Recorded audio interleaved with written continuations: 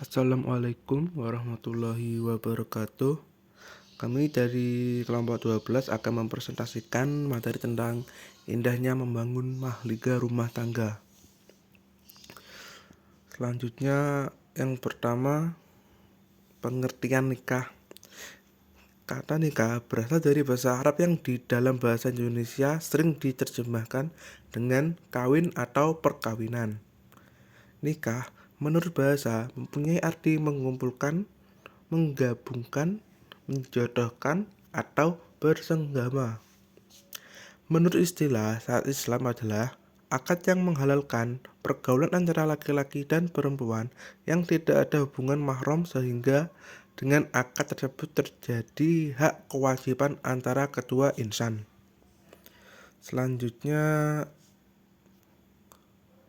surat yang mendasari pernikahan, yaitu surat Al-Zariyat ayat 49, yang artinya, dari segala sesuatu kami ciptakan berpasang-pasangan supaya kamu mengingat kebesaran Allah.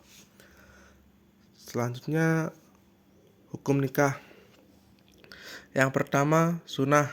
Bagi orang yang berhendak dan baginya yang mempunyai biaya sehingga dapat memberikan nafkah kepada istrinya dan keperluan-keperluan lain yang mesti dipenuhi. Yang kedua, wajib. Bagi orang yang mampu melaksanakan pernikahan dan kalau tidak menikah ia akan terjerumus dalam perzinahan. Yang ketiga, makruh. Bagi orang yang tidak mampu untuk melaksanakan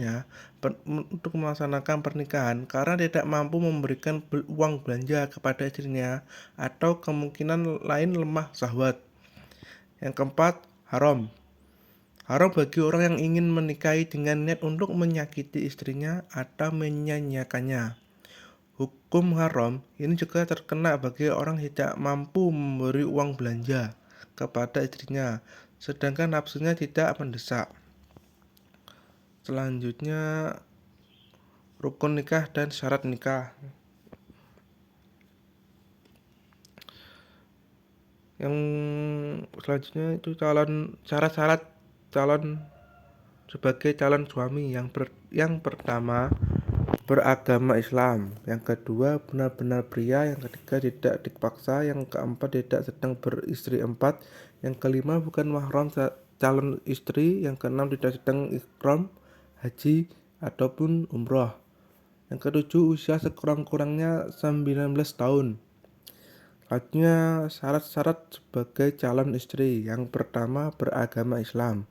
Yang kedua, benar-benar perempuan. Yang ketiga, tidak dipaksa. Yang keempat, halal bagi calon suami atau tidak sedang bersuami. Yang kelima, tidak sedang dalam masa iddah.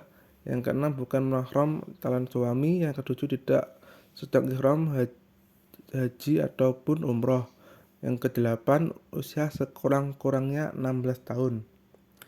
Selanjutnya, syarat-syarat sebagai wali. Yang pertama, beragama Islam. Yang kedua, balik atau dewasa. Yang ketiga, berakal sehat. Yang keempat, tidak sedang ihram haji ataupun umroh. Yang kelima, adil. Yang keenam, mempunyai hak untuk menjadi wali. Yang ketujuh, laki-laki. Selanjutnya, syarat-syarat sebagai dua orang saksi. Yang pertama, Islam. Yang kedua, balik. Yang ketiga, berakal sehat. Yang keempat, tidak sedang ihram haji ataupun umroh. Yang kelima, adil. Yang keenam, mengerti maksud akad nikah. Yang ketujuh, laki-laki. Selanjutnya, hikmah pernikahan dalam Islam.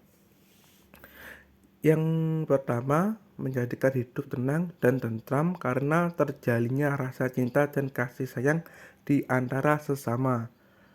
Terhindar dari perbuatan maksiat.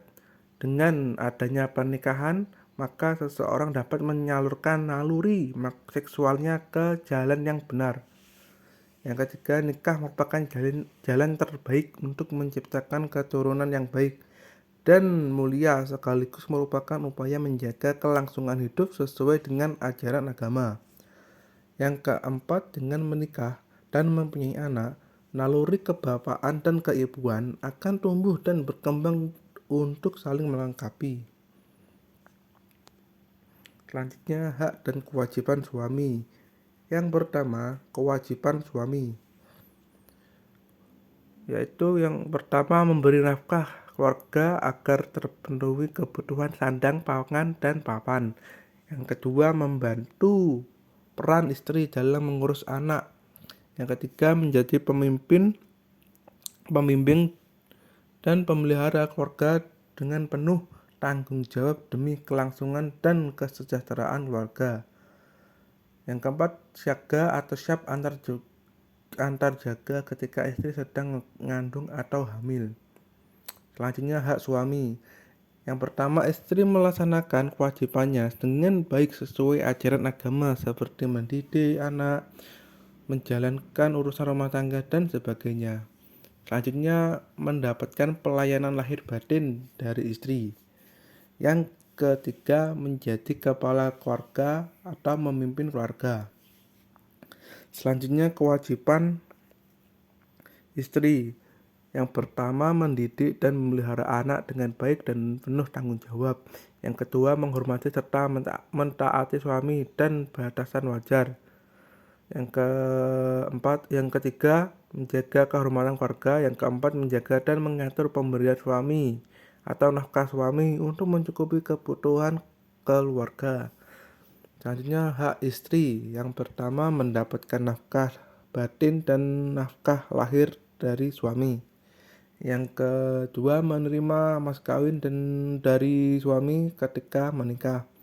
Yang ketiga, diperlakukan secara manusiawi dan baik oleh suami tanpa kekerasan dalam rumah tangga. Yang keempat, mendapatkan penjagaan, perlindungan, dan perhatian suami agar terhindar dari hal-hal buruk. Sekian materi dari kami sampaikan. Apabila ada salah kata, mohon maaf. Wassalamualaikum warahmatullahi wabarakatuh.